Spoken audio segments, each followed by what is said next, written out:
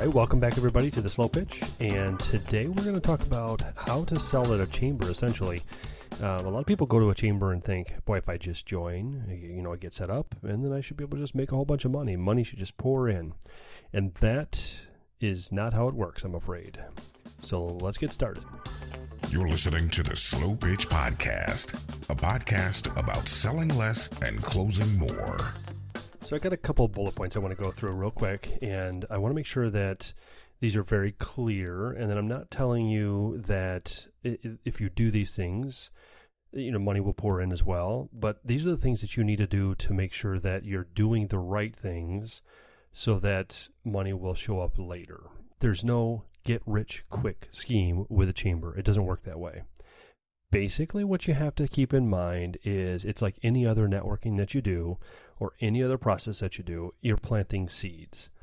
And for those people that are out there who are not planting seeds when they go to chambers or other functions of networking, you'll know these people. They're the ones that are just pressing cards into your hand, doing all the talking, asking very little questions, and they're not there to help you. They're there to help themselves. And those are the people that I like to try to avoid. I can't stand talking to those kinds of people, and I'm sure most people don't. So that said, how do you really make inroads in getting leads and working into a point where you can start to get some sales out of a chamber situation? I'm going to start out with the number one ultra secret tip trick that I tell people. I hate to share this because this is the most effective use of your time when you're at a chamber. If you're a member and you've just joined, you're at an advantage. And here's what I mean by that. So it may seem like everybody knows each other, but the reality is not everybody knows as many people as you think they do. But I will tell you this, 9 times out of 10, most of the people that work at the chamber know most of the people that are there, or at least have been introduced or have come in contact with them before you have. So my first tip is to get to know the staff or the members that are working at the chamber itself. By doing that, you're going to first get to know them, get to know what they like to do, who they are, what they're all about. Start to get to know them personally. And I know that sounds odd, like what you join this chamber and now you're just going to get to know the chamber people. But here's what you need to start to think about when you go to the next chamber function. Let's say you've already met some of the people that work at the chamber and so on. You go to the next chamber function, you walk in, and you should be first off talking to the people that work at the chamber. And you should ask the question, I don't know very many people here. Who should I talk to? And they're going to ask you, well, who do you want to be in front of, or who do you want to meet? And at that point, you can give them a quick elevator pitch, that 30-second commercial that we talked about a long time ago. And you give them that, and they go, let me think about it. And they'll look around the room. And they'll literally walk you up to the person that you just described, if they're there. That said, if they're not there, they'll actually keep that in mind the next time they see you as well. So at future functions, they'll go, oh, hey, this person, you need to meet them. And as you start to get to know them individually and as a person, they will start to help you that way. And that's their job. That's what they're there for. They're there to help connect the business community to each other. That's what their goal is, right? So you should be doing that and allowing them to do that for you. That is the number one tip I would give anybody who joins a chamber. They know everybody. Have them introduce you.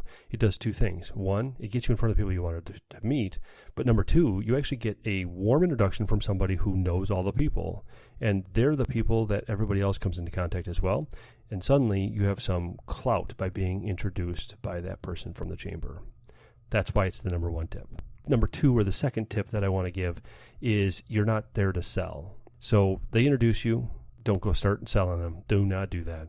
The number 1 thing you can do to get yourself kind of like shunned out of a chamber, if you will, or feel like you're not getting anywhere and you're going to waste a lot of time, effort, and money. And I'm going to tell you right now, it's the easiest thing to do is to not sell. That is it's so easy to just not sell.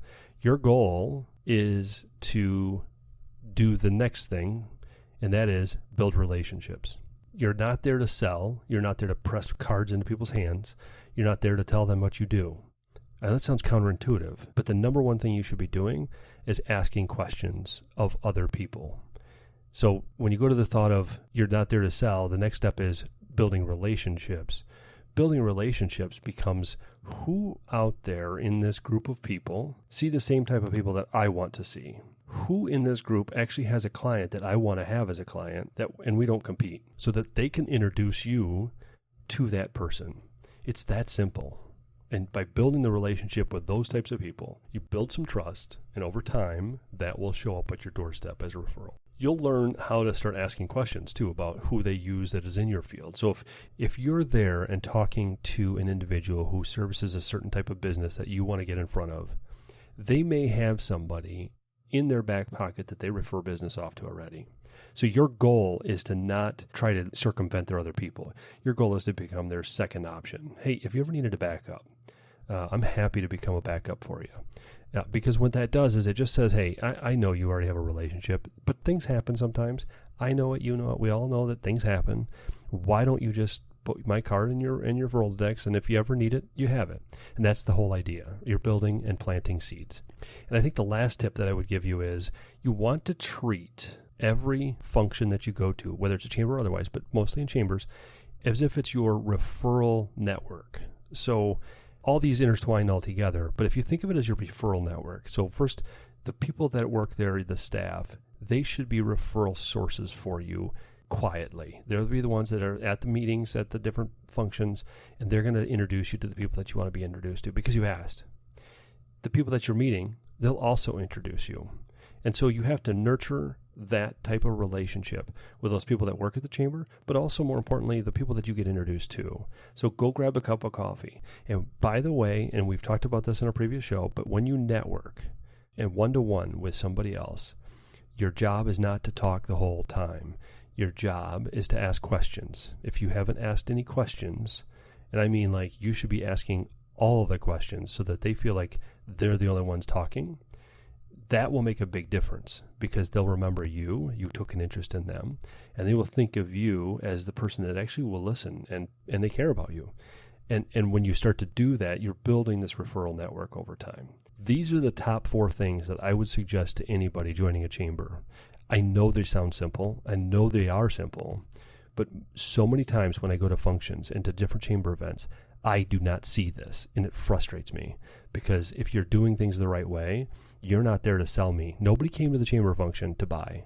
Nobody walked in and said, I could use a new logo design. I could use a new financial planner today. No, nobody walks in doing that. But what they did walk in is say, hey, I'd like to meet some other people who can give me business.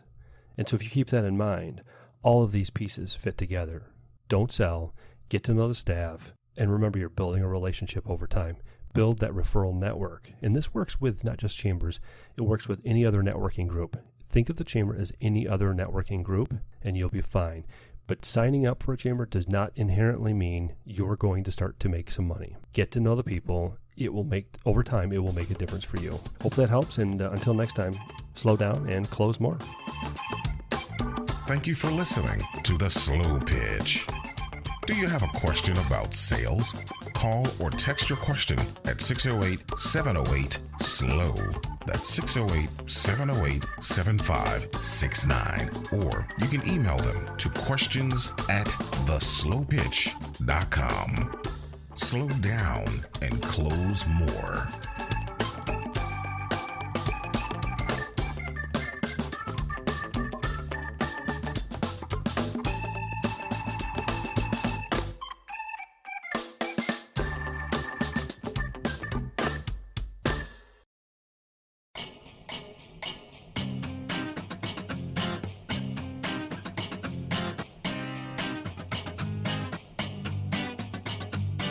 Thanks as always for listening today. If you like this podcast, please subscribe and leave us a review. We really appreciate it. Follow us on Twitter, Instagram, and Facebook at The Slow Pitch. We were mixed today, as always, by Johnny Polakis, and we were produced by High Gravity Studios. Music credits and other notes are in the show notes section on theslowpitch.com, and we'll be back with another episode soon.